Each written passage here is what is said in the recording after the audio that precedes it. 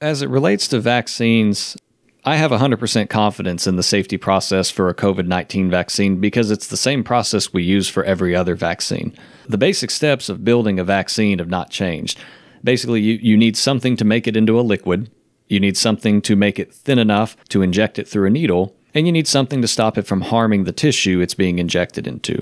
The only thing that changes across the board is the antigen, the virus, the thing you're actually wanting your body to respond to. And with several vaccines, that antigen is actually just a small piece of sugar that looks like the virus. So your body sees it and goes up and beats it up like a piñata without any real actual risk to the patient, and that creates antibodies, which are then stored for when you come into contact with the real virus in the future. It's kind of like building a standing army that's ready to fight whenever you need it instead of scrambling when you're already under attack.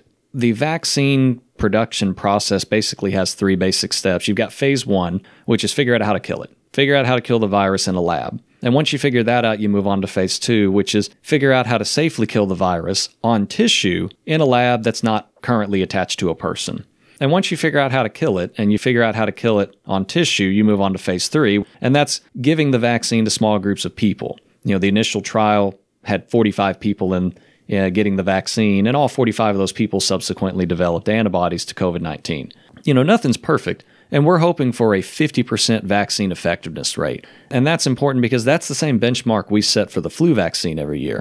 The smallpox vaccine back in the day was actually 100% effective, and smallpox was completely eradicated. The MMR vaccine is pretty good. It comes in about 93% effective, which is actually why some people later in life might need a booster. I think the ultimate conclusion would be, though, that whatever the public's perceived risk is about getting this particular vaccine, I want to reassure you that by the time it is released for general use, it's going to be no different than any other vaccine that we offer, and I'll be the first in line to get it.